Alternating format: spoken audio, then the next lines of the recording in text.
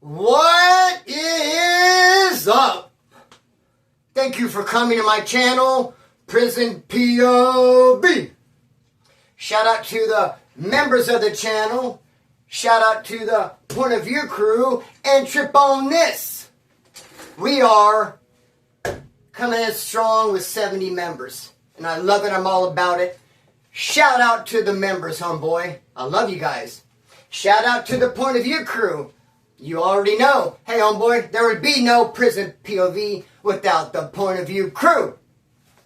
Now, these people have added themselves to the August Rockstar list. Left Lane Letters, Jeremy Cagle, Big Mike, and Miller. This guy from the other list, I mispronounced his name, misspelled it. It's KP and not Kyle, my bad. So KP, Left Lane Letters, Jeremy Cagle, Big Mike, and Miller. Shout out to you guys. Much love. And you know what? My weakness, homeboy, one of them is indecisiveness. Did I say it right? Oh, that felt like a battle, homeboy. I felt like my mouth just went to war, homeboy.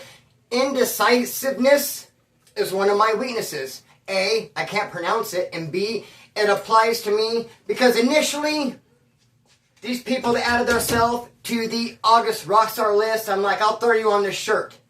Because the people who helped me with the phone bill, 4 or 5 people sent some love in, and I'm going to put their name on a shirt. I think I'm going to take their name and have it spelled POV crew or Prison POV. I'm getting creative, homeboy. We're going to do the damn thing. So I was going to put these people who donated the last couple of days, the Rockstar list, on the shirt. I was like, that's what I'll do. And then I was like, no, I'll put them on the wall. And I'm like, I'll put them on the wall and the shirt. See, I just get indecisive, homeboy. I don't know. But how I'm feeling now, how it plays out, I think on the wall. There you guys go, on the wall. Much love to these guys. Salute. Now their shirt is going to make an appearance tomorrow. What? And it's going to have the people's names on it to show love, homeboy, for the phone bill. And, you know, other names, other donations going forward. See, I don't think I'm going to do it like this month. I think I'm going to put on the shirt. See what I mean? Indecisive. What do you guys want? Names on the shirt or names on the wall? You guys who kicked in, helped me with the phone bill, do you want your own shirt? Or do you mind if I put rock stars, people who show love to the rock stars, in on your shirt? You see what I mean? So many options, so many questions, bro. I should have figured this out before I don't like thinking out loud. I should have got a hold of this before I even push record instead of sitting here and like brainstorming in front of you guys. You know what? I hope you find it entertaining though. Like, Splinter, what is he doing? What's he going to do? Anyways, hey, what is up? Shout out to you guys. And, bro, what a trip. I did a little bit of experiment, and what a trip. How it shakes out. I spoke on it in the video yesterday, but hey, you might not have seen it because not many people seen the video. There's a prison channel in the prison genre. Big Lance. It used to be called Big Lance. I think the channel's called Off the Yard now. It was Big Lance Off the Yard. It's Off the Yard. The dude's Big Lance. Hey, homeboy. He's got a cool channel. I watch from time to time. And when he makes a video about prison, or run-of-the-mill prison video, he made one on MS-13. He made one on like a prison fight club. You know, maybe a riot, prison politics. He'll get 4, 5, 6,000 views. Run-of-the-mill, same as me. But when he makes a video about someone getting raped, about some kid going to prison and 5 guys in the shower grape him and manhandle him, dude, through the roof. 50, 60, 70, 80,000 views. If he makes a video on someone getting taken advantage of, here comes the booty bandit, say goodbye to your booty hole. If he makes those types of videos, someone's getting taken advantage of, homeboy, dude, his audience is like, woo! They come deep. Almost 100K, bro. People show up to watch and listen on that type of topic. But when he does this run-of-the-mill riot, prison, 4, 5, 6,000. So, dude, I was like, well, let me see. Let me make a video like that. Because I remember something happened at KYF. Dude, homegirl of mine. I don't have any booty bandit stories because in California it's not allowed. People can't do that. I mean, you cannot be a weirdo on the streets and have an R charge. Be some kind of sick PDF file, homeboy. You can't be one on the streets. And you can't come in and be one in prison either. I mean, how stupid would that be if when people came in California prison, they got X-nayed, they got murked for being a PDF file and for taking advantage of people in their booty hole, homeboy, but then they come into prison, they're allowed to do it? It makes no damn sense. No, you're not allowed to do it in California prisons. No booty bandits allowed. You'll get shut down and you'll, bro, Swiss cheese on yours. You look like some Swiss cheese. So, yeah, man, but I have a story about KYF, and then I do have one story about an Asian guy, one Asian booty bandit, dude. Since it's the only booty bandit story I have, bro, I probably told it like 8 times in the last 5 years. It pops his ugly head up every once in a while. And dude, I decided to take a freaking, bro, to take a key from off the yard. I don't say I'm going to take a key. I decided to take an example. I decided to kind of do what he did. Let's go down that path. Let's explore that dark topic, homeboy, of a booty bandit type video. And I did one, and dude, boom, crash and burn. My audience ain't trying to hear it. No, not trying to hear it. I'm not going to get the 50, 60, 70, 80,000. The point of view crew is not showing up with bells on like, yeah, booty bandit story, tell me more. What? They got pushed down and forced upon it. I guess you guys are not trying to hear it. And I totally understand. Those booty bandit videos that Lance has, I've not watched them. Not into it. Not into hearing about that sort of thing, homeboy. I like, prison content, not that kind of content. Hey, but his audience loves it. And that's no slight. I'm not being disrespectful. I'm not saying, damn, freaking weirdos. I guess they like that shit. I'm not saying it like that. I'm just saying, someone likes it, bro. 90,000 people like it. Prison POV puts out a similar video, crash and burn. No one's feeling it. And I'm feeling that no one's feeling it. Hey, makes sense to me. But I have a video right now I'm going to do, brother, hanging out with some brand members. Quick little video. No, I mean, because I want to kick it with you guys, dog. But let me tell you about another weird thing that happened. Okay? On the streets. At Circle K. Dude, I go to Circle K all the time because I like it, because you can take $12 out. Or $10. You can get cash back in the form, you can even do $8, I bet, 5, so that you pick the amount of cash back. Chevron, I don't even think does cash back. Valero down the road, you have to 20 and they charge you $3. No, Circle K, you can get $10 cash back if you buy a dollar soda, and they charge you $1. So for $12, you're walking out of there with a soda and a $10 bill. Weed store right up the street. I'm often in Circle K pulling out $10. Homeboy. And so I've gotten to know the staff. I've gotten to know the employees. I'm in there all the time. Hey, what's up? And one of the employees tried selling me an ashtray. Caught me like first thing in the morning. Actually caught me. I was getting ready to board the train to go see GEG. I was like on my way out of Bakersfield, as a matter of fact. Go to Circle K real quick, get a couple drinks. She's like, oh, I got these ashtray things I'm trying to sell. I thought she said $10. I guess $30. I got these ashtrays trying to sell, and I was like, oh, that's cool. See, another one of my weaknesses, bro, is I need to be more firm in my yay and in my nay. Even the Bible says that your yay be yay and your nay be nay, homeboy. Say yes or no firmly. Don't beat around the bush. Someone's like, hey, but I should have said no. I don't want that. Or yes, I want that. She's asking about, hey, I make this ashtray thing. And I'm like, oh, it's cool. It's kind of like, kind of blew her off, brush her off. But she took the brush off as a thumbs up, as if I wanted her to make me this ashtray. That is actually $30. I thought it was $30. And I was telling GEG about it. GEG found it online for 88 cents. It's those little cup ashtray things with a hole in the middle. So, bro, 88 cents. She wants $30, bro. She apparently... And then since I've been gone out of town visiting GEG, I have not been going to Circle K. And I guess this employee got it in their head that I was avoiding Circle K because I didn't want to buy their ashtray. That rhymes. Avoiding Circle K. Don't want to buy that ashtray. Homie, I'm not avoiding shiznit, dog. I just was out of town. So I guess she thought I was avoiding her, man. And then I go in there and I don't have the money for the said ashtray. Now it's became like a big, like, weird thing. Now I don't even want to go in Circle K. Where else can I pull out $12? It just become like a awkward thing now, bro. How'd this happen? over a freaking stinking ashtray. Yikey shnikey. So anyway, let's just kick this video off. I got this video right here, and it is called Hanging Out with Some Brand Members, bro.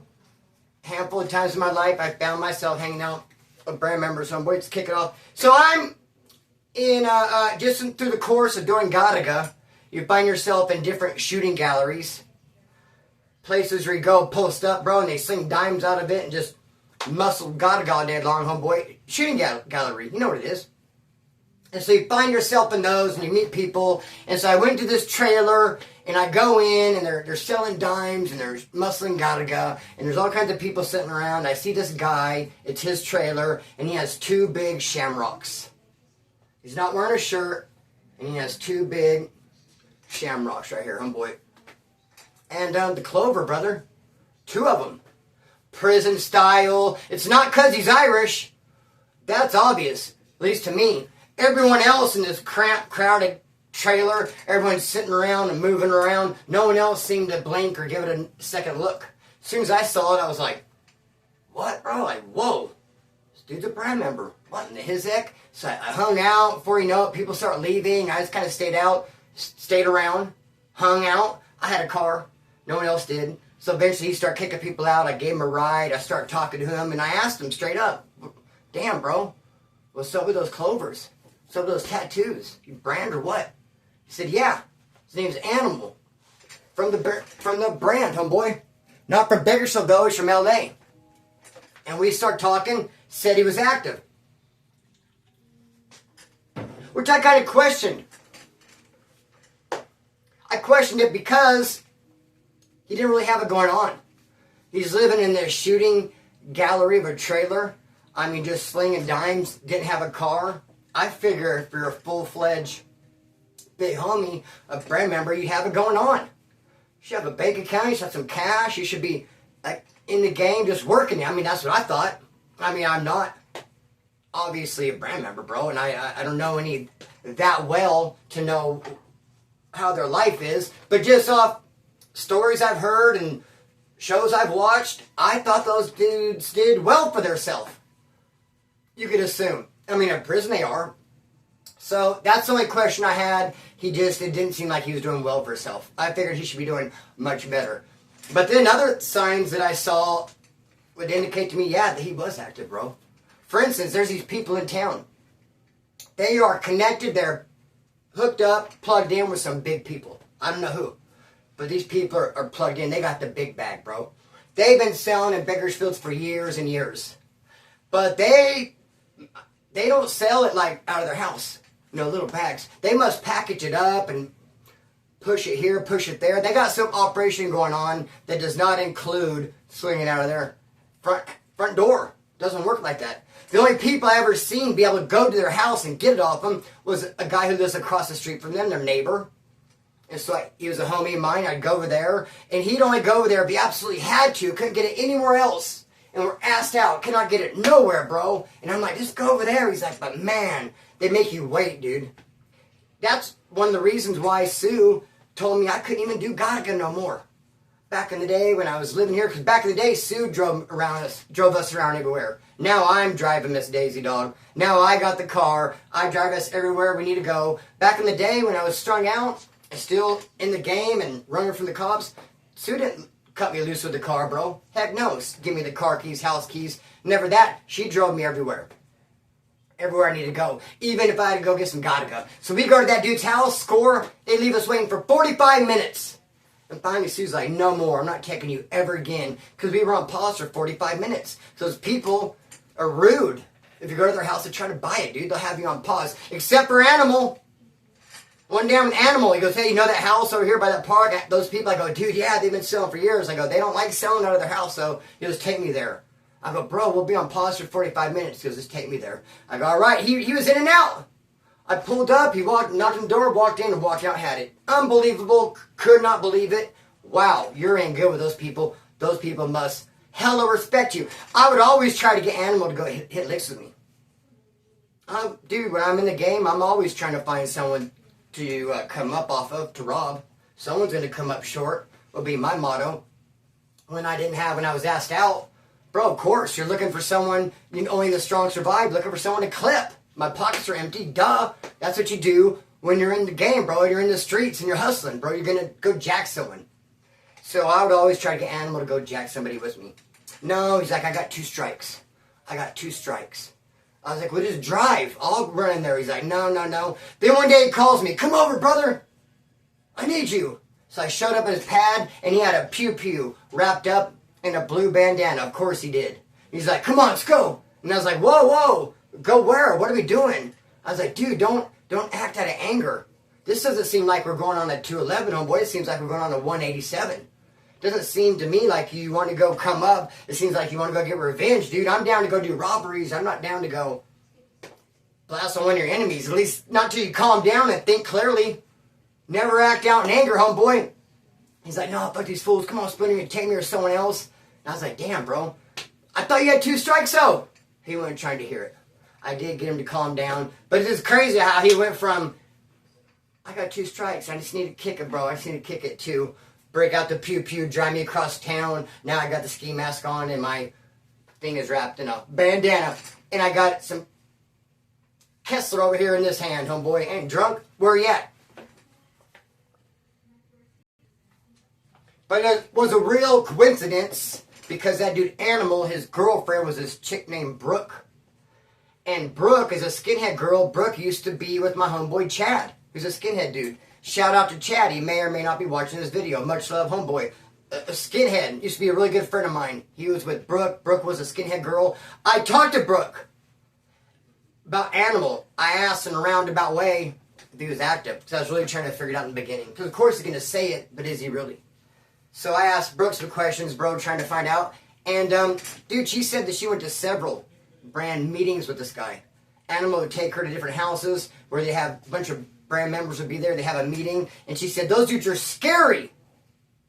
Way scarier than skinhead. She'd been to a gang of skinhead meetings. She said, no. These AB meetings are those fools are way more serious, way more scary than any skinhead meeting could ever be. Trip on that. Alright, so, hey, this other dude, the homeboy Floyd. Old school brand member. I was a Wasco A-Yard with him. Wasn't validated. He was like under the radar. Old ass man.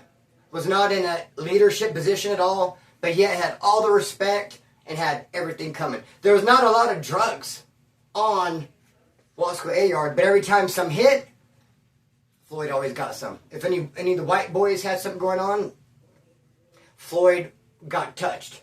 Period. Point blank, homeboy. One time, it was one of the scariest things that happened to me in prison. I'm in my building, building 2. Gonna go to yard. Floyd's out there. One of the homeboys in building 2 gives me a paper, $50 paper Gattaca. Said, take it out there and give it to Floyd. Because Floyd is my dog, homeboy. We kicked it, we walked a lot of laps and talked. He wanted me to get out and look after his mom for him. He was getting out right after me. He wanted me to get out, go check on his mom. We had a little bit of a falling out. You guys probably already know. I've talked about it before. I'll touch on it again. Hey, but I'm in my cell. Someone says, dude, go to yard and give this to Floyd. And it's a 50 paper. Excuse me, pardon me. So, no, they didn't give it to me in my cell. They gave it to me out in the day room. Out in our shower room by someone's cell. Hey, when you go to the yard, whoop, take that to Floyd. So then I had it, and had a hole in my shirt. Had a hole in my thermal shirt, and I was going to put it in there and just kind of like go out to the yard like that. I mean, I guess I could cheek it in these cheeks or these cheeks, or I can put it in my sock, but going to get searched by the cops. Got to be careful where you have it. Can't just have it in my hand or my pocket. I thought I had to put it in this little hole. It's in my long sleeve shirt right here, bro. So I put it in there, and they're getting ready to call for yard, and I go to double check. It's gone. It's gone, dude. What? I destroyed my shirt. I ripped it into shreds to see if there was any kind of a nook or cranny. Dude, it was nowhere. I cried. It was nowhere. Dude, I looked all over. You know, that type of shit happens to me all the time, bro. You know, lose the car keys, or you know what, maybe lose my pinochle cards, but that's, who cares about that? I'm talking about losing a sack of dope that belongs to a brand member. Dude, that's a huge deal. And you know what? They're not going to believe me if I say, oh, I lost it. Are they going to believe me if I say I lost it? Or it's not even going to be a matter of belief. It's just going to be, you're in trouble no matter what. But they're probably going to assume I just did it, dude. Or whatever. Oh, sorry, man. Can't find it. Bro, I'm not going to be that dude. I was not going to be that guy to say I lost it and I was stressed out the game. Shredded my shirt, looked around, didn't go to yard. Knowing people are out there waiting for me to go out there to give it to him. Well, where's Splinter? Didn't even go to yard, bro. They cracked my door for yard. I shut it. Stayed in. Got butt naked. Went through all my t-shirt, my sock. Looked everywhere. Did not see it. I just was stressed out the game. Finally, they did an unlock. People start coming in from the yard. And wood just comes a beeline right up to my cell.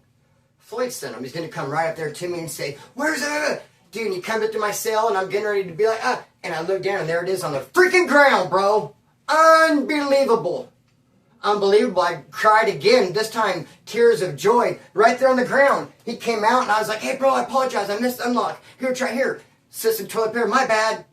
Dude, he came up ready to get my ass, but when I gave him, I said, hey, dude, I apologize. He had the paper. Oh, okay. No worries, Splinter. You missed the unlock. It's all good, brother. I gave it to him. But could you imagine? Dude, just like one of my good homeboys had a daughter with his wife. My homeboy's married, they have a daughter. She divorces him, he falls off the wagon, he starts using again. He's not really allowed to see his daughter, just here and there, supervised visitation. And then finally, he'd done enough supervised visitation and went to some classes where his wife's going to drop the daughter off for a while. So he's so happy he's going to be able to have an unsupervised visit, but he was using here and there, but he was real careful about his drug tests. He was passing them, he was cheating. And, bro, he cleaned up his house because people were coming by his house and using. His house is still a shooting gallery-ish. People kind of, but he was keeping it to a minimum. But, hey, he shut it down the night before, cleaned it up real good because his ex-wife's going to drop the kid off, bro, and he cleaned everything up, and it was spotless, and the wife walks in with the kid, and she looks on the ground, and there's an orange cap. Right when she walked in to hand the kid off for the visit, looked down, an orange cap that would go off on the syringe. So she took took a picture of it, took the orange cap, took the kid with her, filed some court documents, and messed up his visits. And, dude, unreal. I know he spent all night, dude, cleaning every nook and cranny, and how she could just walk in and find the orange cap. Just like when I lost Floyd's Gattaca paper, homeboy, and, they call it, in case you're like, paper? What do you mean paper? They called it $50 paper. Don't know why. So, dude, hey, I was able to pass that off.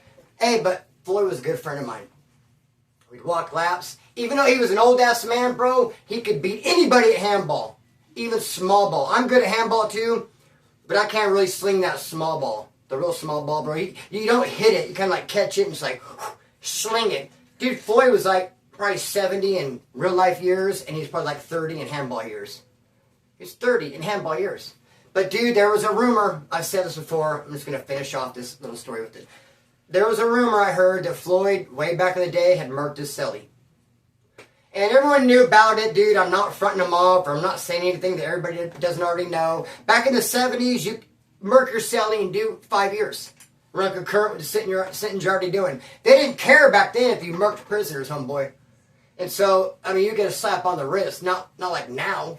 They pursue a life sentence. Back then, murk your cellie, 5 years. Anyways, bro, there's a rumor going around, or I'd heard, that Floyd had murdered his cellie way back in the day.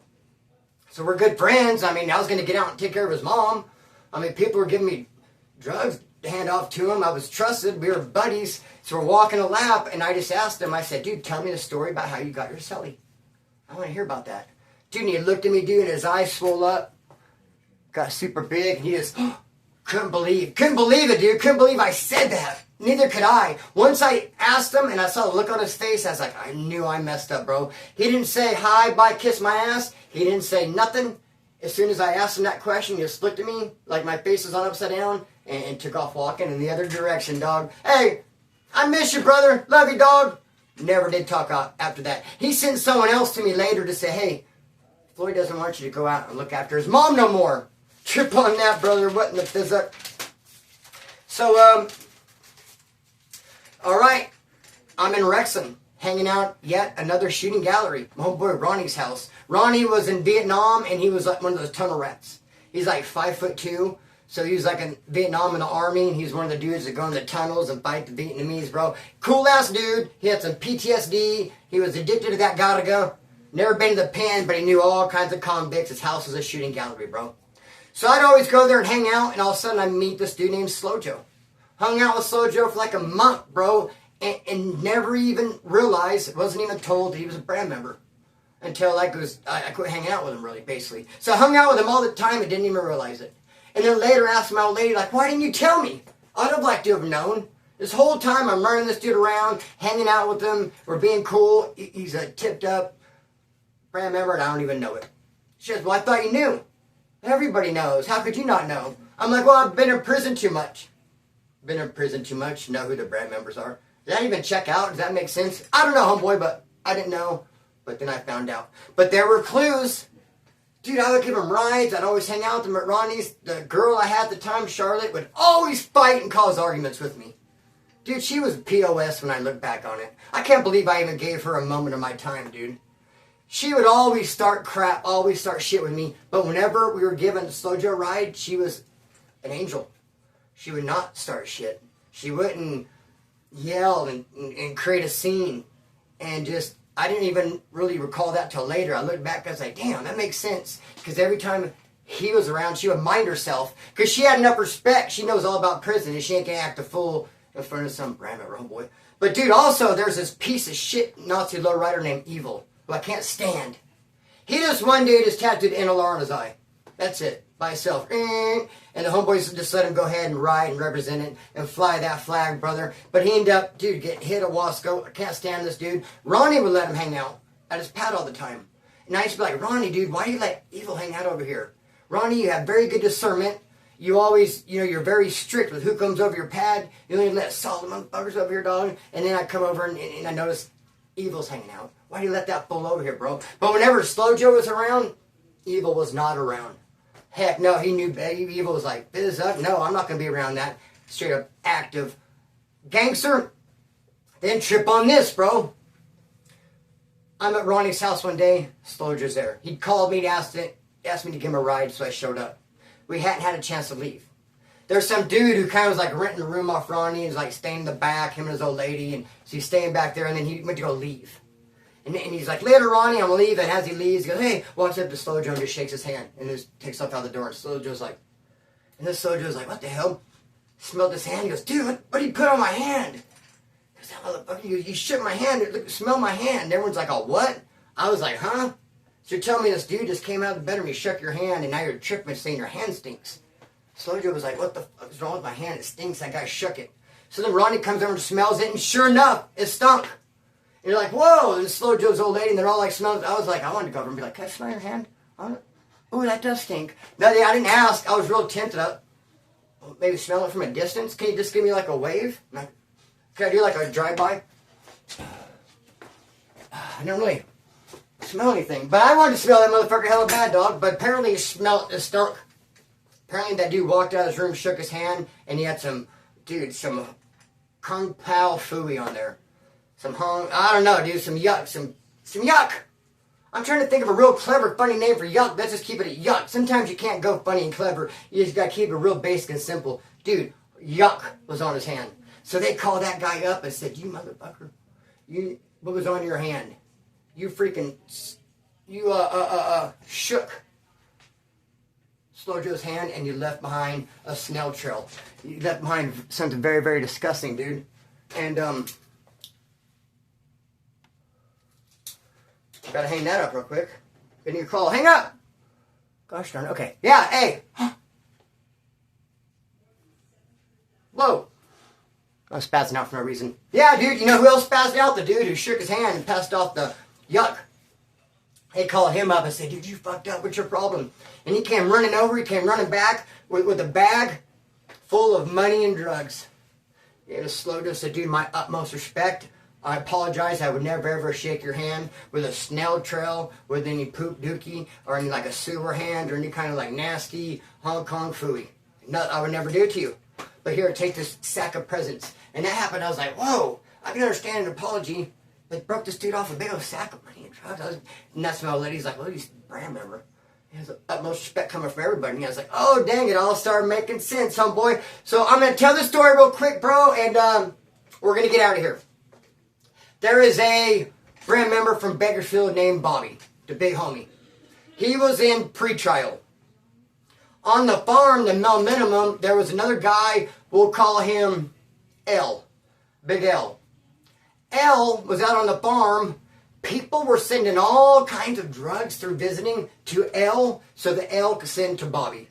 Bobby, the brand members in pre-trial, no contact visits, slammed down, homeboy locked in the cell 20 hours a day. But Big L is out on the farm, male minimum, contact visits, not in a cell, in a dorm, in yard, homeboy with the sun shining down and the air blowing, brother. He's out there and he's getting all kinds of drugs. He's supposed to be sending them to Bobby and pre-trial, and he's not. At first, people are like, man, you know, he's getting stuff and not sending it. Like, because it went on for a couple of months. And towards the end, people were like, dude, it's out of line. At first, it was funny. And then it was cute. And now we're just pissed off. What in the fuck is he keeping everything for? Every time a clavo goes there, this fool is keeping it. Why is it not going, dude? What's going on? My video better not be messed up from that phone call, is it? Oh, no. Okay, what is going on, dude? And so, people are pissed off, bro, but no one would whack that dude on male minimum. No one would get Big L. They were just talking about it. Everyone was real mad that Big L was keeping all of Bobby's clavos, wasn't forwarding nothing to pre-trial, but they were just talking about it. Nobody's doing nothing. Then I end up going to Wasco reception, dude, and I'm in building C1, and I have the keys to C1. And there's C1, C2, C3, and C4. And when they bring new people in, they bring them all the way down, and they take them to the edge. And they wait, and they wait and decide who's going to go where. And so I'm at C1 one day, and someone's like, hey, dude, Big L is down there. He's coming on to C yard. Big L is here. He could either go to C1, C2, C3, or C4, they're saying. And I'm like, what? Big L? So you go on the patio, and you kind of look down like I see him. I'm like, whoa. I'm like, Bakersfield meeting, Woodpile meeting, Bakersfield. I got the Bakersfield boys together. There's like 10 of us. I was like, dude, do you guys remember when Big L was on the farm, male minimum, getting all the clavos for Bobby? They're supposed to go to pre-trial and keeping them. People are like, yeah, I heard something about that. Yeah. I was like, yeah, he was keeping them all, bro. He wasn't sending nothing to the big homie. I go, dude, if he comes into C1 right now, if Big L comes into C1 right now, we're smashing him. You guys on deck? You guys on board? We down? We're all going to do it. All of us, all 10. We're going to pull him upstairs. We're going to act like it's cool. And we're just going to bum rush his ass. For the disrespect, for disrespecting the big homie and keeping all the clavo. And everyone's like, oh, yep. So, dude, we were waiting. Dude, if Big L would have came into C1, he would have got his freaking ass handed to him, bro. But instead, he went right over there to C4. And I thought, should I send a kite and get all pumped up? No, because that's nothing you can really pump up. That's something you just handle yourself, homeboy. So anyways, hey, I'm going to cut the string and let it fly. This is our kind of a video, homeboy. Prison politics and prison. Real prison, gangster stories, not booty bandits, homeboy. It's not for the point of view crew. It's not for prison POV. We don't do booty bandit. We do gangster shit around here. I'm going to cut string and let it fly. Peace.